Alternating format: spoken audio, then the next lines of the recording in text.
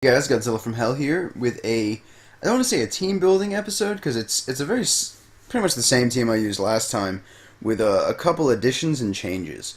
Um, right here, pretty much the same Durant. I think it is the same Durant.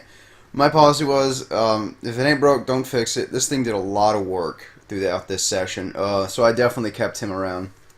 Same with the Dodrio. I didn't know how well this thing would do simply because the Dodrio, you didn't really expect too much of them, especially in Gen 1. But he got nifty new abilities like Brave Bird and Haze. Haze Dodrio has paid off. Definitely loving that. And the Archeops is the same. Head Smash has been, it's been screwing with me a bit, but when it does hit, it is absolutely devastating, whether I am in Defeatist or not. So I'm definitely keeping this guy around. This throw I've been tweaking a bit. It is currently a, let's see, what does it really do? Really what it does is it comes in, gets a status effect, and goes to town. The Facade does a shit ton of damage after it gets burned or poisoned or something.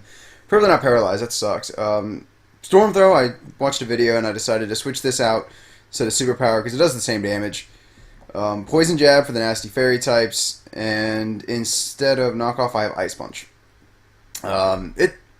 Hopefully this works. I haven't used this set yet, but this Assault Vest throw is terrifying. It does so much work, and I'm happy because I like throw. I like the idea of throw and sock. I do martial arts, so I like their ideas.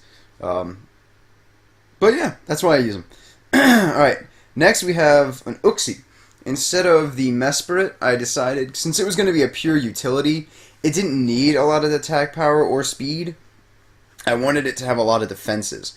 So what I did is I gave it Heal Belt in case I get status conditions. I know that's kind of counterproductive with Throw, but he's still strong enough without it. So I'm going to leave it at this. Toxic to fuck with things. U-Turn in case he just needs to get out.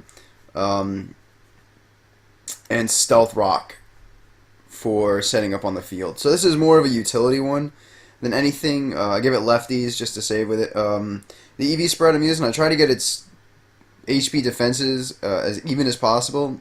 I give it 350 HP just because I like that number. I ended up giving it 350 physical defense and 341 special defense. Let's see how it works. I have never used this thing yet, but hopefully it doesn't suck. And here's another thing I've never used, but I've seen it used pretty well. Mismagius, or Magius, however you say it. I went with a substitute calm mindset. I did a little bit of looking around to see what would be the best move coverage, and Dazzling Gleam and Shadow Ball, so Ghost Fairy, does have perfect neutral coverage with a good super effective things on a couple things, but we'll see. I've never used these things before. But I just noticed like two of my Pokemon in a row have leftovers and levitate. Well, whatever.